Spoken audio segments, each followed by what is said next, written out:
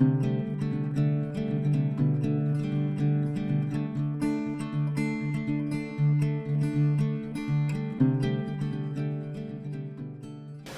name is Rob Blue. I am the board chair and the chief volunteer officer for the Granite YMCA. Thank you all for being here today. The Community Cares event, this is our third event that we're doing. And my pleasure to see all these faces in yet another community to help support mental health in our youth across our state. Today's topic hits home for me. In 2015, I was working at one of our local hospitals in New Hampshire, and I witnessed a young lady. She was probably 8, 9 years old, sitting on a gurney in the emergency room in the hospital. She had eyes on her, nursing staff were watching her, but she sat there for 7 hours on that gurney until she was able to be cleared and discharged back to her family. That was due to a general lack of resources then. I'm sure, at least I hope, things have improved since then, but that image is forever burned in my mind. I have 2 young girls, they're older now, but I have 2 girls of my own. But at the time, it was just, couldn't believe that that's how our system works. So we're gonna ask you all to close your eyes for a moment and just trust me. No one's gonna put anything on you. So close your eyes, and I want to think about your commute to work, maybe a commute to your vacation place. Think about the homes that you travel on those roads. This time of year, think about the leaves that are changing in color, the other cars and people that you're passing. And then you pull into your destination, and you arrive. Go ahead and open your eyes. Did y'all get there safely? Nice drive, right? You got there safely. Did you think about the white speed limit signs on your way? Or the yellow caution signs? Did you think about the painted lines in the road? How about your own vehicle? Did you think about your seatbelts? Airbags? Lane assist warnings? Think about any of those things on your drive? We didn't. We don't. It's part of our daily routines. Highway and automobile safety can offer valuable insights on how we improve mental health amongst our youth. Just as we've taken measures to ensure safety on our roadways, we can promote safety within our youth in mental health. Driver's education was critical in preparing young people to safely operate vehicles. Much like mental health education can help young people develop the skills they need to manage their emotions, build resilience, and navigate life's challenges.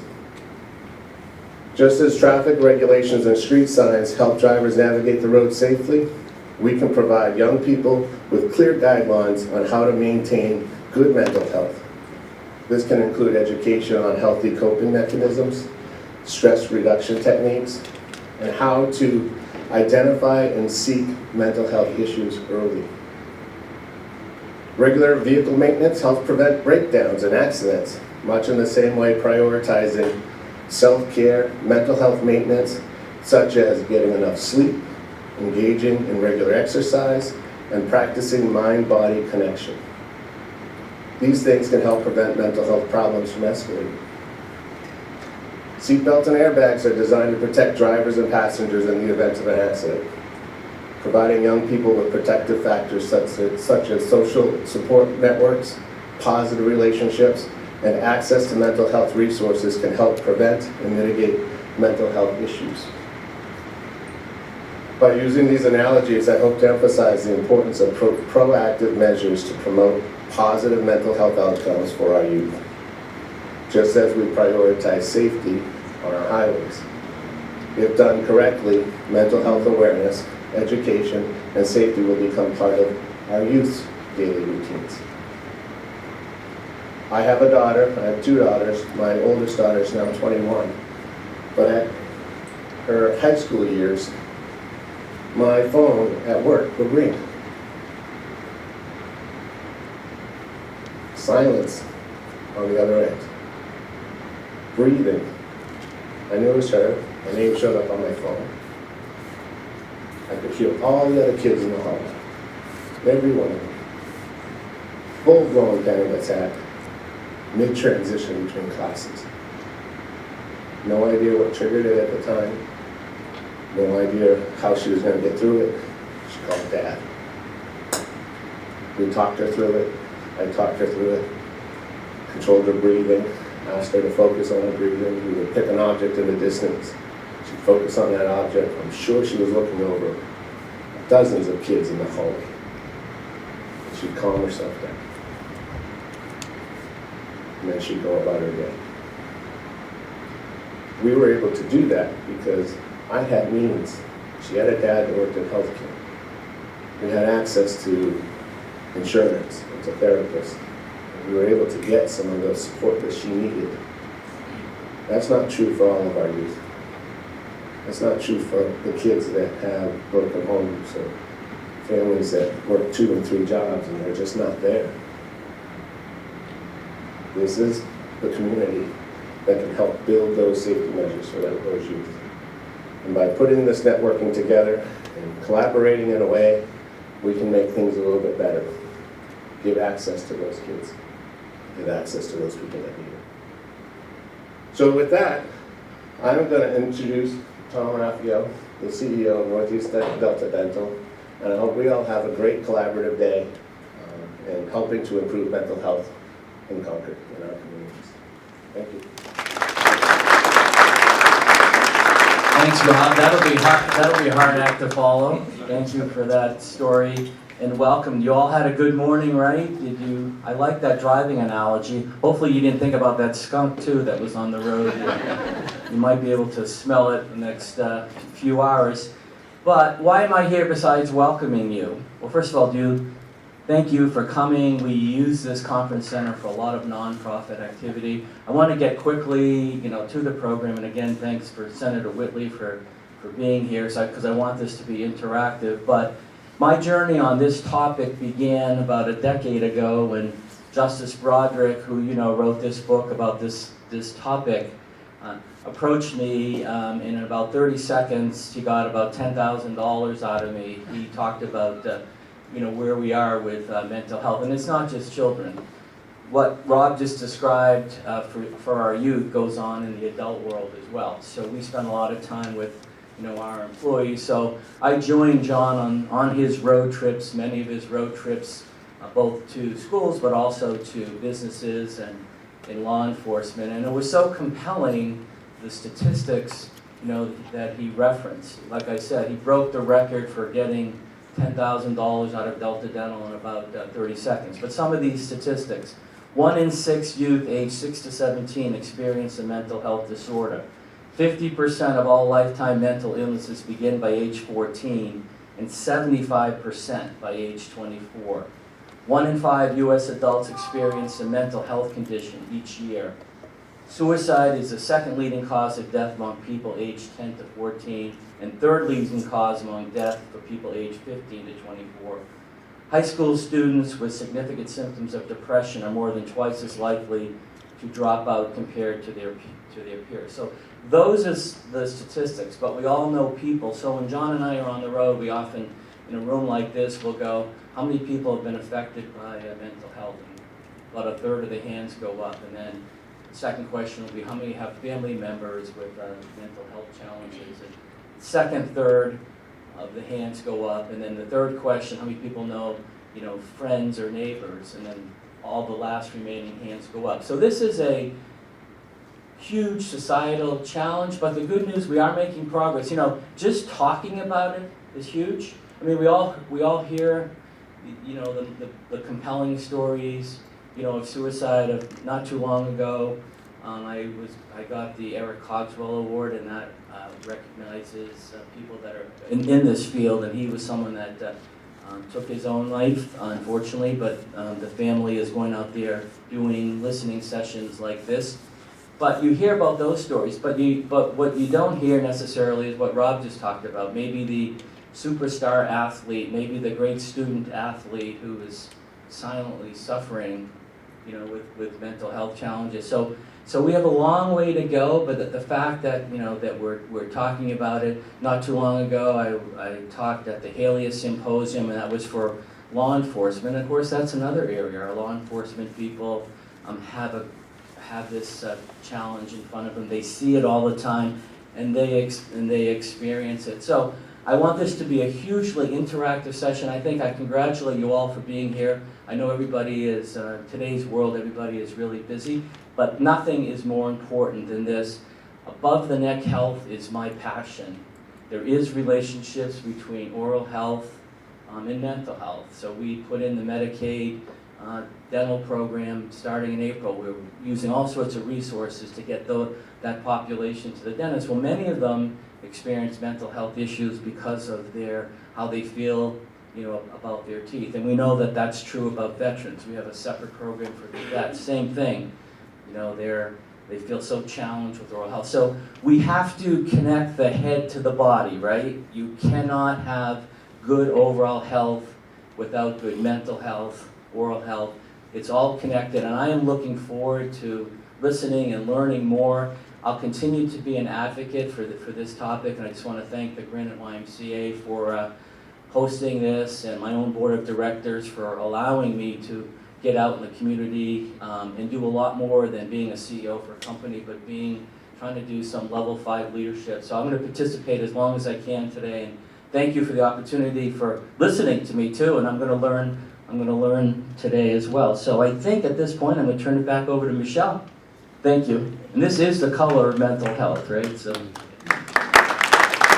Good morning, everyone. I'm Michelle Shepard. I'm the CEO for the Granite YMCA. And as Rob so eloquently shared his stories, but he also reminded us that this is our 3rd event that we've hosted since last March. And we are not here advocating our expertise in mental well-being or mental health. We are here as a convener recognizing that we need to be more strategic in our conversations and our partnerships and our collaborations. Both internally in our own organization, we recognize that and we work with that each day, as well as communities. And so we're pleased to be here to be in Concord with the communities in this region that we serve through our YMCA services at our branch here in the downtown, which is one of the oldest nonprofits in the state. And also to be here with many of you that we've not met yet.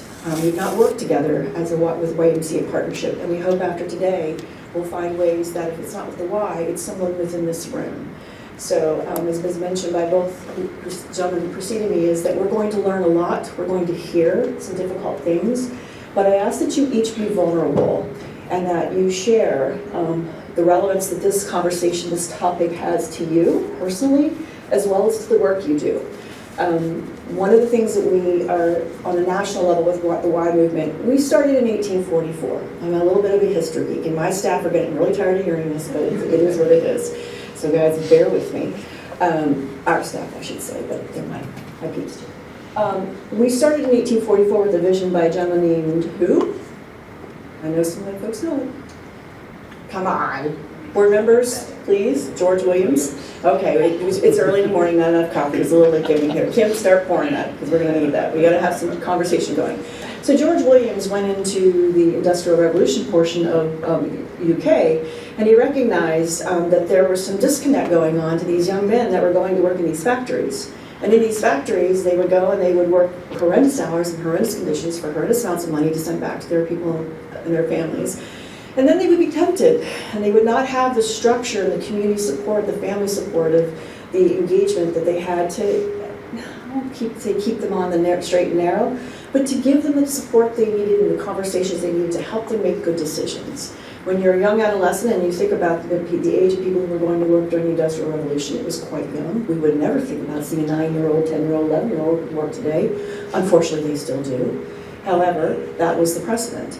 And so they would go, and as they aged into and had hormones develop as young teens and things of that sort, they were tempted. They were tempted by drink. They were tempted by what also becomes part of your natural urges that sometimes we repress and also creates mental health. And I'm going on a bit of a tangent, but just bear with me. So George Williams solved this need to bring young men together and to help them get connected and to kind of get back to their roots. And for most people, their roots of community, there's three places in people's lives. You know, the third place is your home, typically it's your school and work, And it's then another affiliation. For most individuals, it was a house of God. Wherever and however you believe, that was your other place. And when you go off on your own and you're with like-minded individuals, you sometimes stray away from those places and spaces that helped you with some accountability and just kind of kept you guardrailed and safe. And so he saw this, and he created basically the YMCA movement out of prayer study. And they would gather, and they would organize in the dorms, so to speak, that's a loose term, and they would come together, and they would have conversations. They would go through the difficult things, they were the temptations of the day. And it evolved from a body, mind, spirit mindset that it started with the spirit. It started with kind of connecting people with a purpose and a guidance and a pathway. From there, we know the YMCA movement has evolved in many, many different ways, but it's our roots to be engaged with thinking about how to help people be supported and to find their path, and to know that someone's there to support them. It's not to know right or wrong. I'm not here to judge. But when you know you have someone who supports you, you then know that you have a place and space that you can be vulnerable in, that you can go to and you have a conversation with someone saying, I'm hurting. I'm in pain. Rob's daughter knew. She didn't have to say a word. I have a son like that. 15 years of age, he was anorexic. It was devastating. It was devastating to my husband. He couldn't fathom that his son was an anorexic. But it came from mental health issues. It came from self-esteem. It came from struggles. It came from, we had to move with some of the things were going on in our family, career choices and changes. You know, a lot of blame and guilt comes on with that. But when I watched what my son went through, and believe me, what I wasn't thrilled about was in the state we were living in at the time, at 15, you could sign yourself out of mental health care. Now that's horrific to me, in a way, because I needed that professional to help remind my son that he needed that support. His mom and dad were not the place and space he was going to go to. But it all comes back around to our mind-body-spirit model that's been going on since 1844, that lives more in people's minds about our body and maybe our mind from the education pieces. People go to the Y for the gym and the swim. We are so much more than that. We believe in the holistic approach to making the person feel a sense of belonging and achievement to whatever level they choose to be at whenever they walk through our doors. Everyone is welcome. Sometimes they may not feel that way. They might not get the right person at the right time to help them find their pathway through. But in having that opportunity, the YMCA has been able to help make differences in people's lives. What we do recognize is that we have not necessarily always put mental health at the forefront, mostly for our staff and our volunteers, but maybe for our students inadvertently, our members. We have changed our position on that, both nationally as well as locally. And for the Granite YMCA, it stands as one of our 3 priorities in helping individuals. We have health equity as one of those priorities, and that covers our making people know that, letting people know they have full access to the YMCA no matter what their capacity to pay or however else they can get through the door. We also make sure that they know that they have a place where they can belong, and mental well-being is the forefront of that. When they walk through the door, this is a place that no matter who you are and how you walk through, you are accepted. You will find a place and space with someone who has a similar concept or belief or needs that you do. And we'll do our very, very best to help you find that. We don't always do that the best, but we've made a concerted effort, and that is our focus. The third thing is that we look at sustainability, and sustainability is through conversations. It's not always about the financial. Yes, it takes money to help make sure we have mental health assistance out there. Our senator has been renowned for her work in advocacy and helping to make sure funding. Tom, in his 30 seconds, he got shaken down by Judge Broderick. I think I could try to do it in 15. Where are you, Tom? Let's see if we can have a conversation. Here you are. We'll talk later. But he's already been a very generous supporter of the Y, so I say that in jest. But I do also say that in praise of the folks that do lift up and make contributions. And many of you in the room here give. You don't necessarily give to the Y, but you give in order to make sure people have access to support for mental well-being and care, as well as in other portions of that, making the person whole. But that is our work. That is why we are convening these communities that care events. That is why we have made an investment into our organization for our staff. We've hired a director of social emotional learning. You're going to hear from her in a moment. We've made sure that we have partnerships with agencies and organizations and hospitals. And I will not try to name them all because I will leave somebody inadvertently out. So please forgive me if I'm just not going to do that at this point, because you all mean so much to each one of us that are staff here. So I'm going to ask our staff to stand up really quickly so you can see how many staff are here that believe in support of this. Because these are folks not just from Concord, these are folks from across our association. We are a 7-branch association. We have been growing because we are helping to make sure other organizations, thank you very much staff for standing up and recognize, see anyone of these folks that's sitting at your table and you want to get to know a little bit more about the Y further, you think the Y should get to know about your agency, please give them your card. This is what this is about for us today, is to build further relationships. But we've worked really hard across our association to just have folks get to know who we are beyond the typical gym and swim, daycare camps that we're so very, very proud of. But there's more to the work that we all do. It's about bringing us together. It's about recognizing that partnerships will create the sustainability for all of our organizations that sit here today, not just the YMCA. Today is World Mental Health Day. And there are so many days of remembrance, weeks to remember, this month is that. And so I thought, if I'm going to talk about the World Mental Health Day, celebrating World Mental Health Day, I wanted to give you a little history about where this day came from and why it's so special, and it's special that we're here today. So, the World Federation for Mental Health declared the first World Mental Health Day in 1992. And it was intended to promote advocacy and raise public awareness about mental health as an issue for everyone. And over the 30-year history of this day, it has been evolved to raise awareness around mental health issues globally, mobilize efforts in support of mental health, and it's become an opportunity to connect, to share work, and to get people together to talk about the work that's ahead of us. So go us for doing it today, doing it. And every year, there's a theme for World Mental Health Day. In 2023, the theme is that mental health is a universal human right.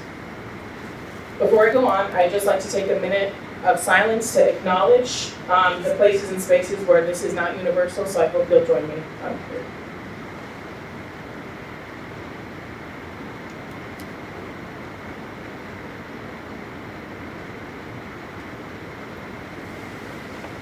World Mental Health Day aims to improve knowledge, raise awareness, and drive action that promotes and protects access to mental health care, to community mental health, and that mental health is a universal right. In some of the materials, as I'm looking at information to share with you, there's a proclamation that some communities might give to acknowledge World Mental Health Day. In this proclamation, it says that World Mental Health Day urges that eminent collaboration with governments, communities, businesses, nonprofits, and individuals to work through effective processes that can be established to deliver mental health care and support to all. So again, we're doing it. Yay. Clap for yourself that you're here today. And people from, I think, all of those sectors in this room today, so that's really exciting. And while I can get a little bit down that the world is a hard place to live in and we can't fix everything, we all have a great deal of influence with our own spheres. And so there are things that we can do today and every day, and especially those of you who are leaders and a leader, we all have leadership roles depending on where we're sitting and in different parts of our life. But one thing that leaders do is they model what they value by what they spend time on. And they are communicating to those that they lead what they value through that time that they spend. And one of the things that leaders can do is to model mental health promotion and positive coping skills. And one thing that almost everyone has access to is our breath. We can start meetings with deep breaths. We can practice and promote the practice of breathing techniques that ground us. And we can share in the joy and relief that comes from a quiet moment with some breathing. So I would ask that you all join me in a breathing exercise. You can close your eyes, put your gaze downward, or participate as much as you would like. The intention of this exercise is to sort of calm the nervous system and ground us in this space, and it might be something that you take. It can be done with small children, it can be done with anybody. Some people, working with little kids, we call it finger breathing. They might call it mountain breathing. So we're going to use our hands. I'm going to step away from the mic, and the instructions are we're going to breathe in as we go up, pause at the top, breathe out, and pause. And we'll go around one time. Okay. Here.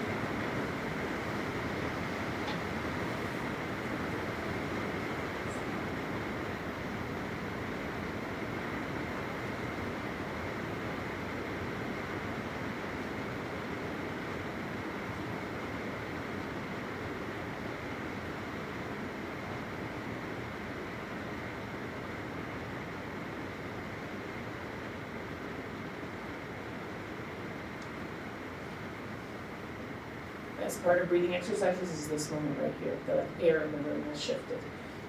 So thank you for listening, and thank you for being here, and thank you so much for all the work you're doing. I think I'm going to turn it back to Michelle to introduce what we're going on. Thank you very much, everyone.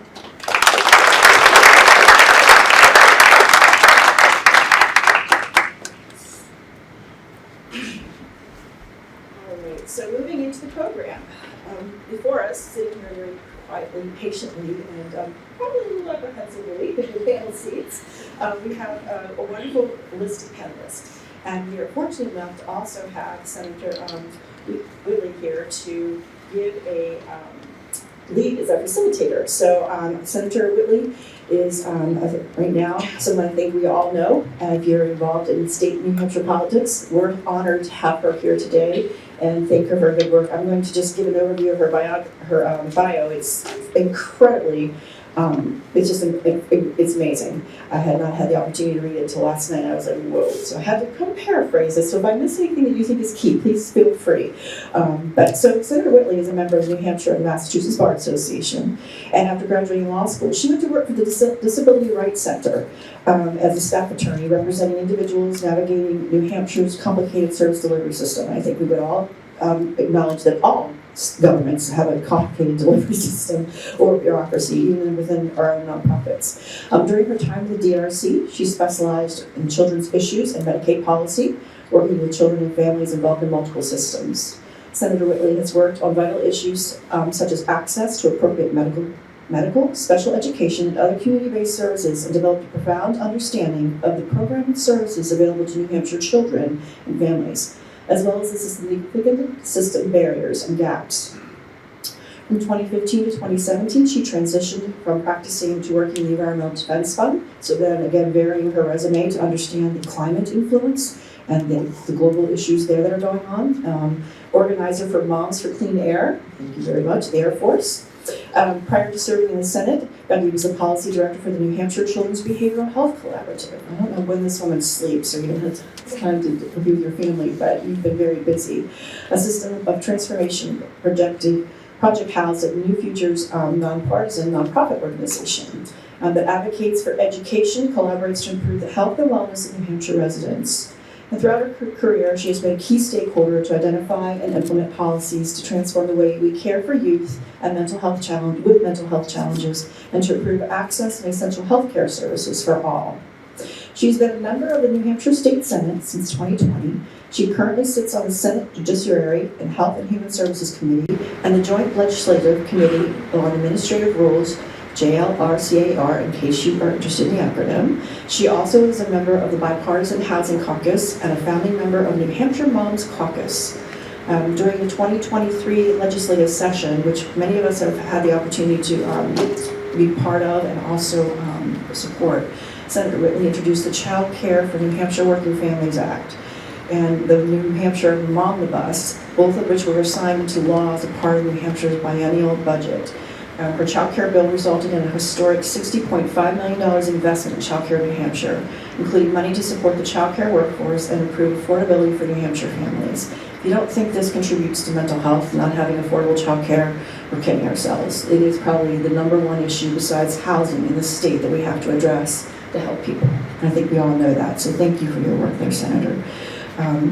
And then there's the budget resulting in a $6.45 million investment to improve maternal and infant health outcomes and address inequities, expand access to coverage, and help new moms get back into the workforce if they choose. We're missing those new moms, many of us, in our employee base. We are very honored and so appreciative of your strong commitment to ongoing advocacy for the equitable access to increased resources in addressing mental health, physical well-being for youth, the vulnerable, and the underrepresented citizens in New Hampshire. So I give you Senator Becky Whitley as our facilitator.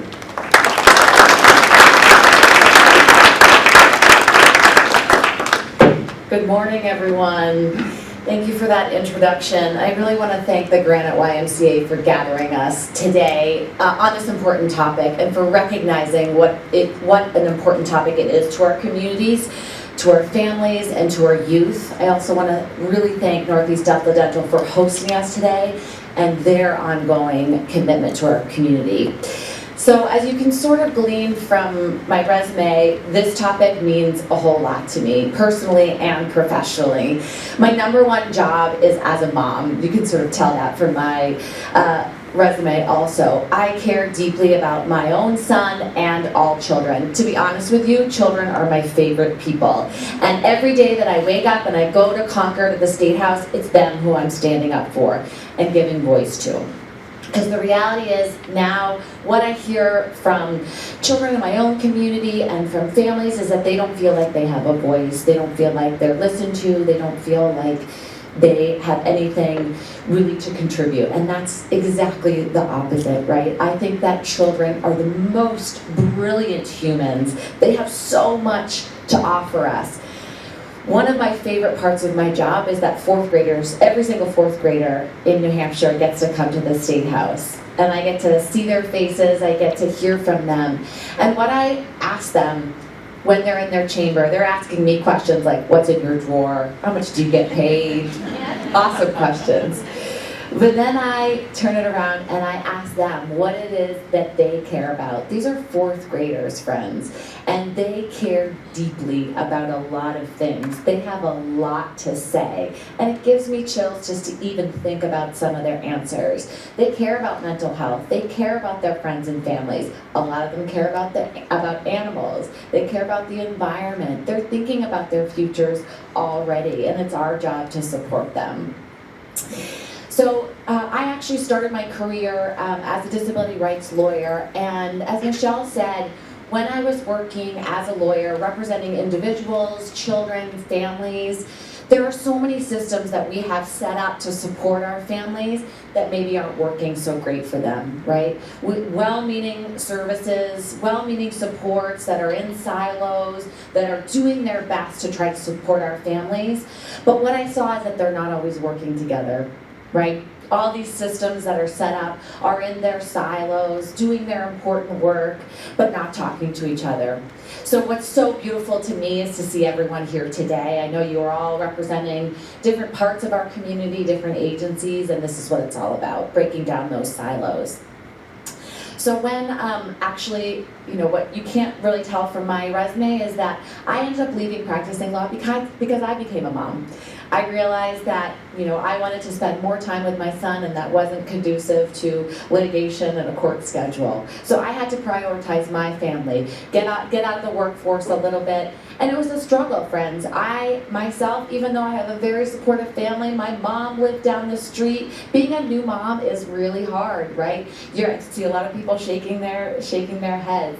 But then when I went back to the workforce, when my son went back to school, I really wanted to tackle those systems that I saw I had a front seat to when I was a disability rights lawyer. I wanted to start breaking down those silos and making sure people were talking to each other and making sure families had what they needed, when they needed, and where they needed it. So that was the work I did with many in this room. I actually recognize a lot of faces with the Children's Behavioral Health Collaborative. It was a private public partnership looking to make sure that wherever a family enters the system, it's the right place.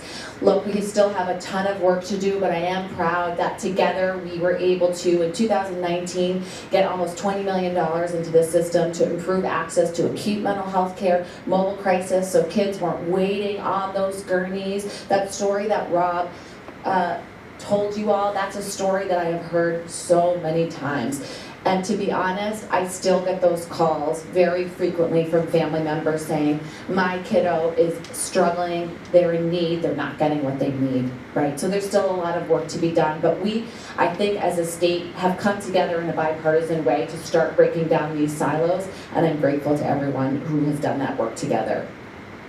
So as actually Tom Raffio said to me this morning, look, all these issues are completely interrelated, and that is true.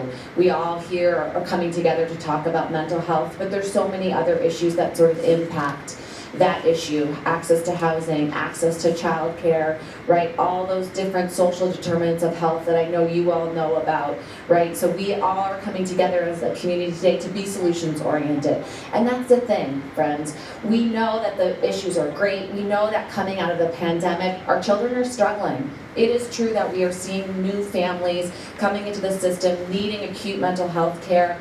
But what I know is that this community cares deeply about families and that we are coming together in a solutions-oriented way, and I'm grateful to be a part of that conversation. I'm also very grateful to be with all these wonderful people in our community that you see on our panel. So what I would like to start with is for each panelist to introduce themselves a little bit, tell us about how your organization is working in the community to improve mental health. So we'll start here.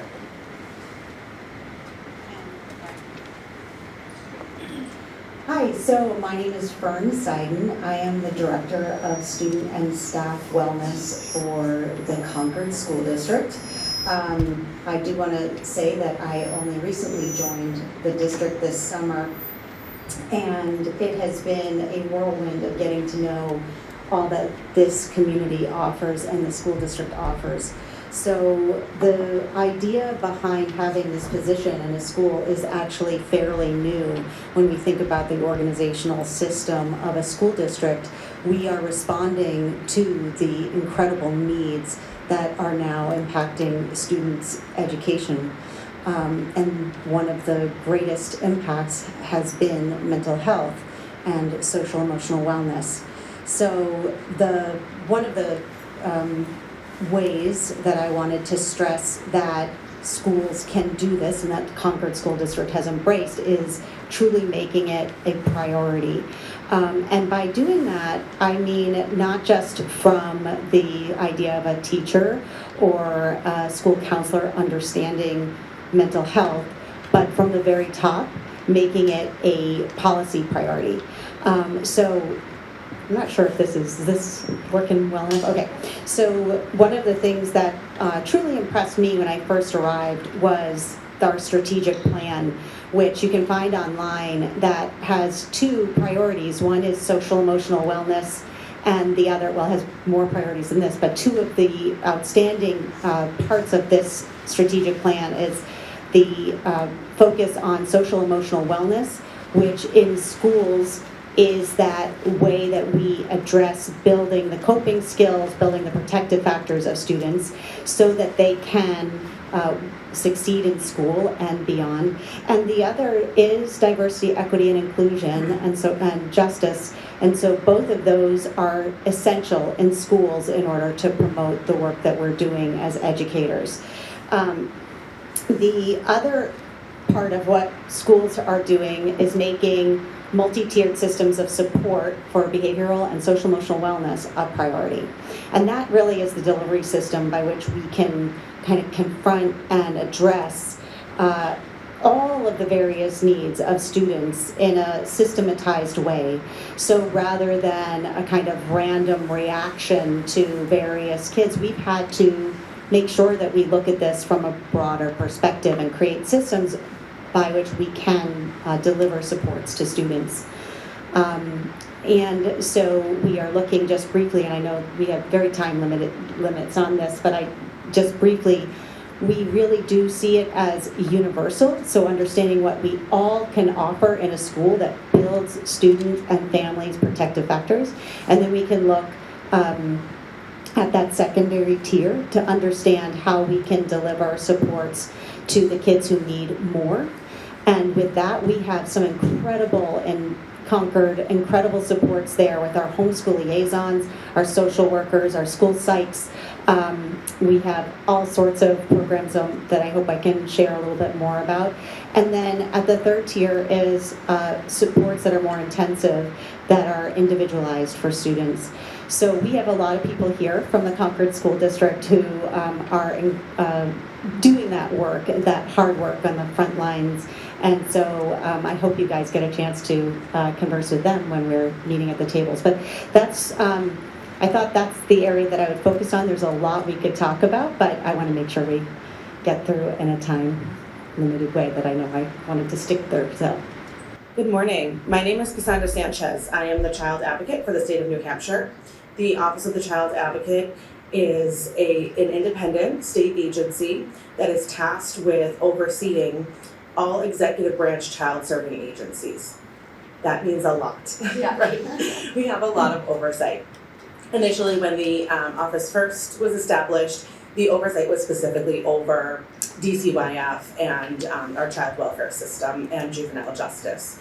We have since been able to expand our mandate because we recognize, much like Senator Whitley spoke about today, is that our mental health doesn't only exist in one system. And when the office was established, the system was siloed. And so the hope was that our office would be able to help identify the gaps in between the systems and bring those ideas forward and work with folks to enhance the services that are available to our children and ensure children's best interests across the state. So a lot of our work is working some directly with families and collecting complaints of what is happening in their communities across the state, looking for trends across the state of what is happening with our families, what are they faced with, where are those gaps, where are the barriers to services, and highlighting those on a higher level. So some of those we bring to area agencies that are working with the families, and we work with them to improve policies and practices to ensure they are best meeting the needs of the communities. Other times that means that I will end up in the legislature working very closely with our senators and state reps, much like Senator Whitley. We work very closely and reporting to the Oversight Commission on Children's Services about what we are seeing in our communities and what our children need. And I am very blessed to be in this position because we truly do have the ability to take a statewide approach, which many other organizations do not. They're working on their community level and are very invested in that, and we can tap into their expertise and highlight it on a higher level. And so the work of my office, it really does range, but we're talking about children where we're seeing issues with abuse and neglect and family stability, but also we're seeing the children who are ending up in emergency rooms awaiting placement. We are working with Hampstead Hospital to ensure that children are getting adequate treatment and are returning to the community with the services available to them to be able to meet their needs and sustain them in the community so they don't return to that level of care. It's, as I mentioned, a very large task. We are a very small office, but we work very hard and very diligently, and it takes key partnerships of everybody in this room and many others outside of this room for us to be able to do the good work that we do and make change across the state for our children. Thank you. Hi everyone, good morning. My name is Heather Gaylord. I'm the Director for Psychiatric Emergency Services with Riverbend. Riverbend is the local Concord and Merrimack County community resource for mental health services. Specifically in my role, I'm tasked with overseeing our mobile crisis division, our emergency department. I also work with homeless and street outreach to address housing insecurity. And work with our housing programs like the 811 in order to help secure housing for individuals who are struggling. We work with individuals across the lifespan. We're not specific to children or adults. We're really here to kind of intersect and see people where they are. A huge part of what's happened recently in the last few years is mobile crisis has expanded to be statewide. Prior to that, Riverbend was the first mobile crisis team in 2015, and it took almost 8 years, right, to really get to a place where we had more of a universal model for our state, and that also meant serving children. There was a period of time where we did not see children through mobile crisis, and we do that today, recognizing that we want to keep kids out of the emergency department just as much as we want to keep adults out of the emergency department. Treating people where they are, where they live, where they grow, and where they learn is extremely vital to resolving crisis, and also honoring that most crises develop from a social determinant of health issue, not necessarily a need for inpatient or acute care placement. And so that really has become our overreaching goal. So to connecting with our schools and our community partners to really address that issue where people are versus having people to come out and seek that care that they so badly need. Thank you. Good morning, I'm Rebecca Dean. I am from NHTI, Concord Community College. I am the Vice President of Student Success at NHTI. I'd like to begin by explaining that our community college students at NHTI, we care about deeply. So we start with the we care model, that we are a community and we care. And that also involves faculty and staff. We have several platforms on which students can communicate with us in several structures we have in place to serve the mental wellness needs of students. We'll have Rebecca talk about one of them through our NHTI New Hampshire grant and peer counselors, so that is one of them. The other one is we have a care action team It's a team of staff, advisors, our counselors on campus, our athletics director, and when an alert comes in on a student, it then is triaged to the appropriate people who can support that student. So when an alert comes in, it's an electronic thing. At any time of the day, someone can submit an alert on a student. Within 24 hours, we will respond to whatever that need is and follow up with that student. It could be something to deal with mental wellness if it is a non-urgent one. We also have non-urgent wellness, medical, it could be housing insecurity. So when we try to have the pulse on every student that we have on campus. The other platform that we use is called Leroy the Links. It's a texting platform, and even though it's a bot, we get responses back from students. It allows students to respond back in their own voice.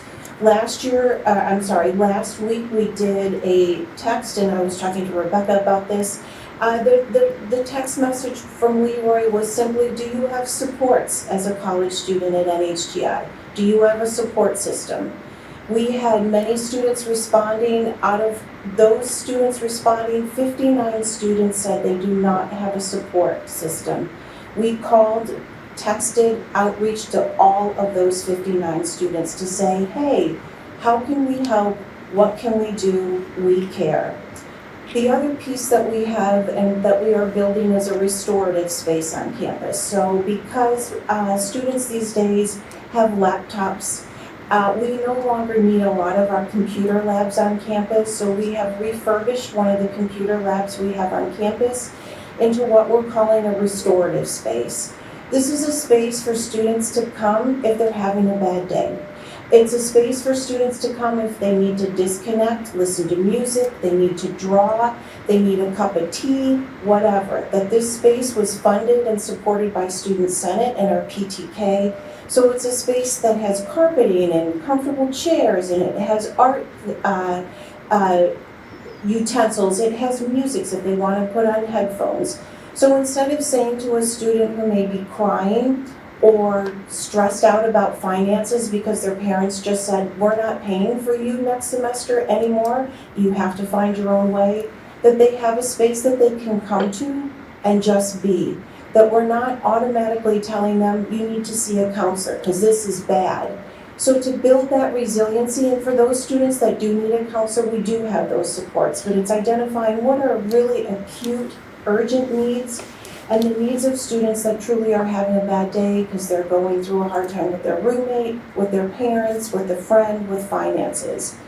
This restorative space, I do also want to say, the hope is to expand it for faculty and staff, because that is another huge piece of leadership at NHTI, and Dr. President Tompkins is here as well from NHTI, is caring about our faculty and staff, because as much as our students are going through difficult days and challenges, they are also with our faculty and staff, and we want to make sure we care for them. The other piece that I will just point out is that we do have points of contact on our campus. So if a student is having an urgent need or is in crisis, we have a great team with our campus safety that have been trained, and we do have counselors on campus. And our goal with that is to make sure that our students become integral parts of our community. So that community of care is a theme even at NHTI. To make sure that even in their bad days, that they are part of our community, they belong. Even if they feel a sense of isolation, we want to say to them and connect with them on many levels to let them know we truly care and we want them to be here and succeed. And then the other piece Rebecca will talk about is our peer counselor program.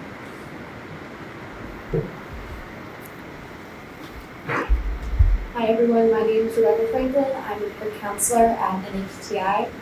And like Rebecca was saying, peer counseling is a really great program where different members of the college, like myself or certain students, can get trained on how to be a peer counselor and can sit down with other students and classmates and talk with them about their mental health struggles. So I've been doing it for a little over 2 years now, and I've had a really great opportunity to be able to sit down with some classmates, not classmates, but different students at the school, and talk about what's going on in their lives and make sure that they're being heard and that they have someone to bounce ideas off of and talk to about what's going on in their lives. Just so they feel less alone, because I feel like a big issue that a lot of students are feeling right now is feeling alone, feeling unheard, and they just need that outlet of someone that they can talk to, have a safe space with. So it's a really great program that's really good.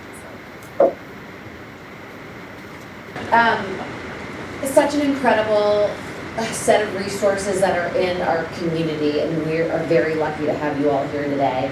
I'm wondering if we can go back down the line and you can talk to us about what support have you and your organization received from other individuals, community partners, organizations, and then what barriers are you seeing and have you faced as an organization? So the community partner network in Concord with this Concord School District is pretty broad and deep. We have a very strong, long-standing relationship with, for instance, Riverbend, and have worked closely with them. They have the clinicians who come into our schools and through a facilitated referral process can provide support for children right in our schools. And that is one layer of support that we offer. Most recently, that partnership has resulted in a significant grant that we received to expand the system of care in our school district. So over the next 3 years, we will be receiving $3.8 million, and we'll be working very hard to expand and promote our services for kids at all of those tiers I was mentioning before. This will mean a lot of support in breaking down those silos that we talked about, and we have using some models that are about connecting with families and connecting with students. So we'll be using family liaisons and having folks from Riverbend consulting and working with us very closely. And we are looking forward to developing more partnerships through that grant as well, so that we can reach the huge variety of needs that our students face. We also have a lot of other partnerships that we work very closely with: NAMI, Accentria, the PD, Fire Department, YMCA. All of these folks play a big role in our work. I mentioned them before, but our homeschool liaisons and our school counselors and all of the student support staff really are experts in accessing community supports. They work really, really hard to make sure that students have that connection to the community. One of the great services that we offer, and this is a wonderful and very unique opportunity. We have a family resource centers, and in each of our schools, there's elementary schools, there's a family resource center that supports families with children aged 0 to 5. Families can come in, get together, talk, feel that sense of belonging that is so important, and through that process get linked to services that may be needed. And that, of course, you can only imagine what an incredible prevention approach that is. The person who leads that is here today, Erin Kerr. So definitely tap into her as we move into our discussions, but it's a wonderful program. And we serve students all the way up through age 22, so all throughout the child's experience, they are getting access to all of these community supports that we offer. It's important to know that we have a large multilingual population. Our social workers make sure to, homeschool liaisons make sure to link families who may need translation services and interpreter services, so that all people, again, through that equity model that we have, make sure all of our students have access. I would also want to say we were talking about barriers, and this is a very significant issue. Someone mentioned childcare before, and that is absolutely true. We know that there's a big cliff coming with all of the COVID-related supports that were pretty much providing somewhat of a guaranteed income to some people over time, and that cliff is arriving. And many are in doing the work I'm doing across the state have been talking about this. Because poverty, childhood poverty is a very, very important barrier. We have an increasing homeless population in this area because of a lack of affordable housing, and we have addressed food insecurity in our district using a lot of the resources in this community. Amazing things are happening. We have principals and counselors and teachers delivering large amounts of food and collaboration with local food agencies to right into the areas where people live, so they don't have to go anywhere to get that. We have, all sorts of clothing, closets that we provide, and we are working very hard to address these issues. But these are things, mental health and all of the different socioeconomic factors that also influence children's sense of safety and security, and those adverse childhood experiences that they then end up having to learn to manage. This isn't an education problem. This is it's a community problem. So we are, I think one of the biggest changes is that schools can't be considered just it can't be siloed from the community. We have to be working in connection with all of the agencies. So one of the focuses of this grant that we have is to really work on building those connections and getting students access and families access. I want to just stress that in a system of care, student voice and family voice really matter. And so in that sense, we are also looking to include more opportunities to bring in that kind of leadership into our work. We had a social worker a few years ago start an interagency team at the middle and high school. That's now expanded. We had that last month, and about maybe 40 people attended, and we had incredible conversations, starting with our conversation focused on the housing crisis in this area, not just in this area, but it is a national problem. So in any case, those are the kinds of programs that we have and some of the community connections we have, as well as some of the barriers. I would just add, I just thought of one more barrier that I wanted to stress in schools. We're seeing a lot more intense behavioral health needs in students that affect learning in the classroom and affect the classroom. And so teachers are having to learn new strategies that haven't been in the teacher playbook, right? Like, this isn't something they necessarily learned in school. We're having to address how to help at the tier 1 level that we talk about, the universal or guaranteed support level, how we learn to integrate new strategies into the classroom to help students manage and cope with big feelings, as we sometimes call them. So that's a huge challenge, and again, reaching out for community support with that is very helpful. We work a lot with UNH, the IOD. We work with, we recently had PD. We're doing a lot of PD in this area and helping teachers learn different methods to support children in this, and then also working with families to help them and bring them into that process. So I would say that's a particular challenge facing educators today. So I will pass it on. Thank you. So as I mentioned when I first spoke, is that the connections to my office are very important. We are a small office.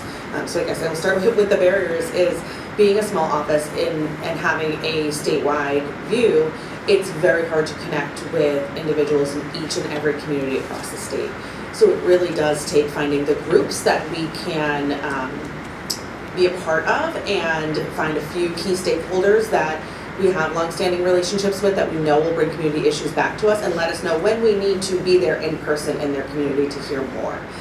So we do spend a lot of time trying to be out on the road and going out to all of the communities, including all the way up north in the state, which is one area that's often neglected.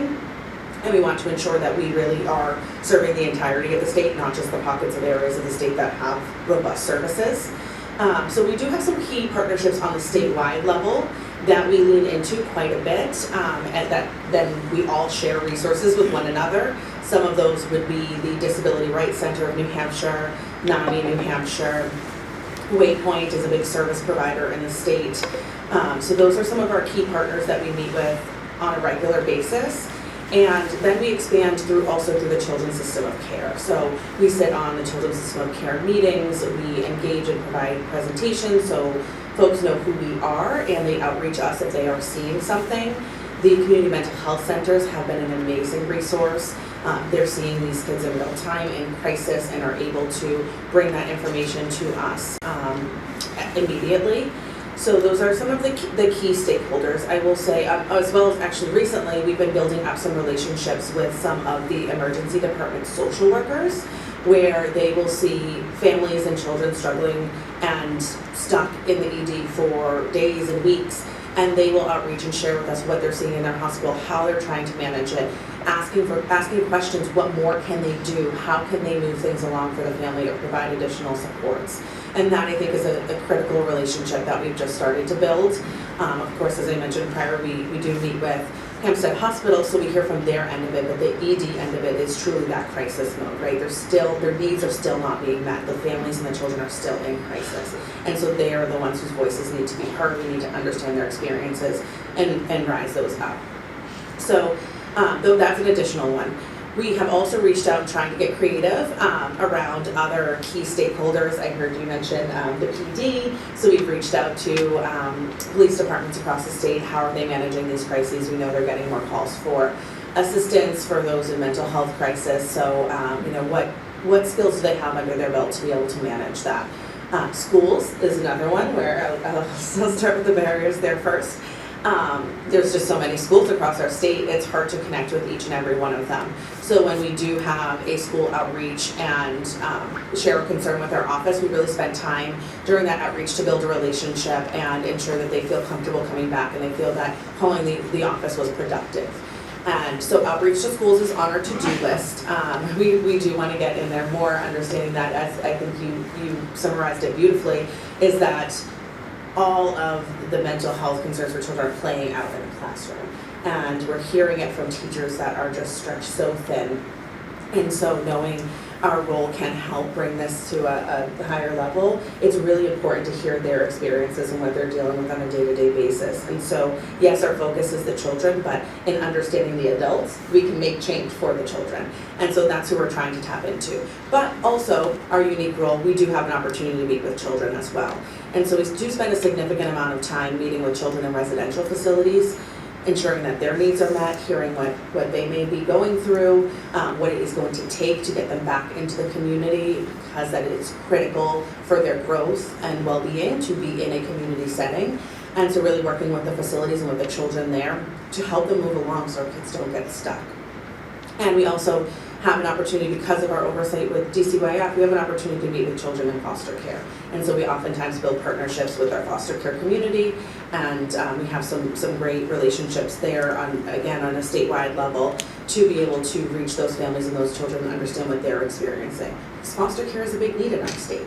And so why don't we have enough foster parents? Because they're overburdened, because the kids are coming with more complex needs, because they don't necessarily have the support to meet those needs. And they want to ensure that if they're going to take a child into their home, they can do that. They don't want to fail the children that they're trying to care for. And so really hearing them out and supporting that community as well. And so I don't have as much of that direct day-to-day that you have, but it is important to be able to grasp at all levels, right? All the different adults, all children in different settings, to really get a good picture of where the breakdown is in our community and who are the key stakeholders that we need to continue to bring together to the table to have these conversations to make that change.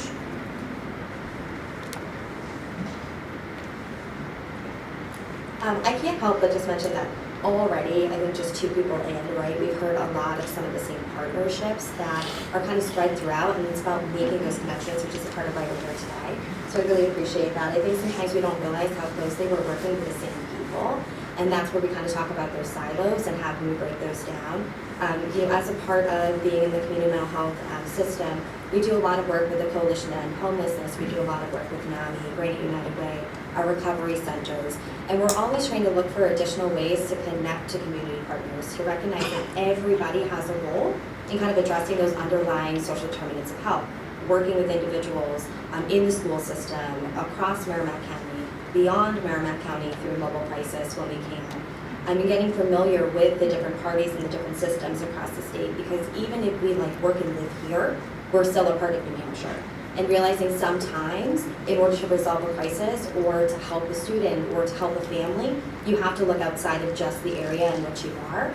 And so we do a lot of work to try not to lose sight of that we're not such a small community. We really are a whole state system of care, and how can we kind of tap into and recognize that different areas have different resources and break down some of those catchment issues where you have to live in a certain place to get a certain level of care. And I think we're seeing that through the statewide mobile crisis initiative as a very big first step in that.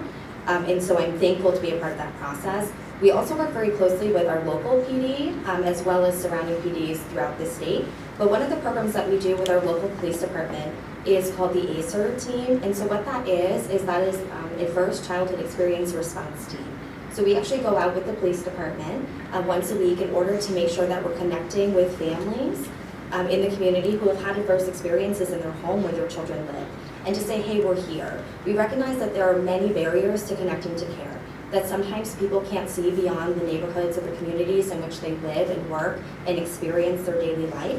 And for other reasons too, asking for help, reaching out for help, or crossing that line and saying, I might have some mental health needs or some domestic violence resource needs, can be really challenging for folks, whether that's culturally, personally, right, or as a community member.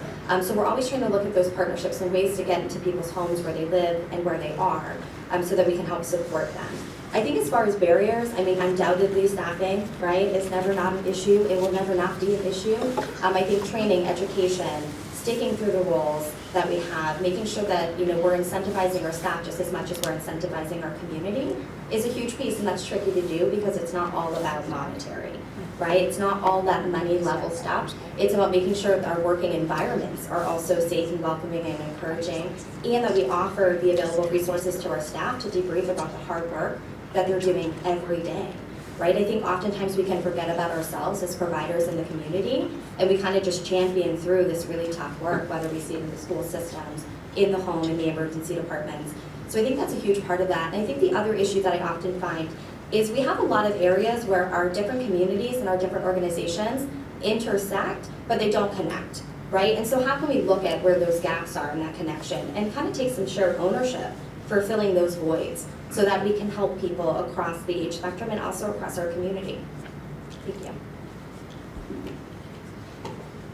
I would say the community resources that NHTI relies on does involve Riverbend a great deal for our students who are in crisis. We also utilize the 988 number. That has been a wonderful resource for our community.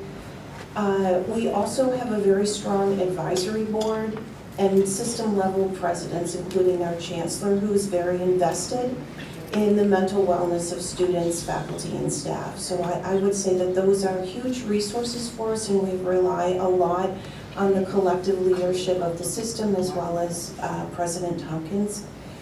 I would say the barriers are, we are a community college, and students come to us with very dynamic lives outside of their classes. Our goal is to educate them. Our goal is to meet the learning outcomes and objectives of each class they're in and the program that they're matriculated into, or even if they're non-matriculated students.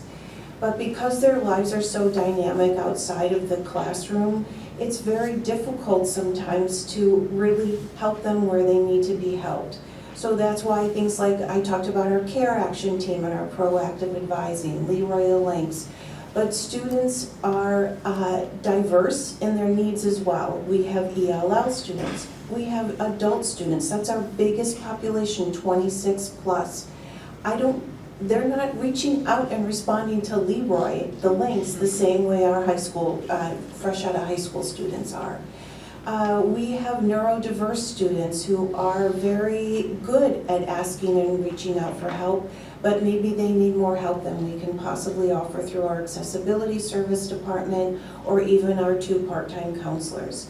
So those are some of the barriers we face, knowing that learning outcomes and objectives are what we want to achieve, but then life is dynamic for our students. They work 30 plus hours a week. If they're enrolled in 12 credits, that's a big challenge to work 30 plus hours a week, and then suddenly they're asked to work an extra shift and they can make more money, and so then that impacts their learning progress. So we try and work with our advisors and with faculty to identify students that need extra support, but the challenge is there.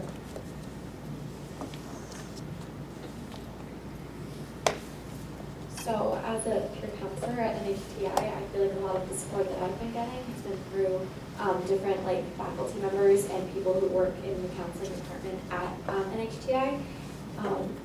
And some of the different things that have been barriers between being able to reach out to the students is definitely that awareness and how comfortable they are reaching out to people, because I think as you said earlier, a lot of people just aren't very comfortable in saying, hey, I need help, I need to talk. It's a scary thing to do. It's really hard for a lot of the kids, definitely.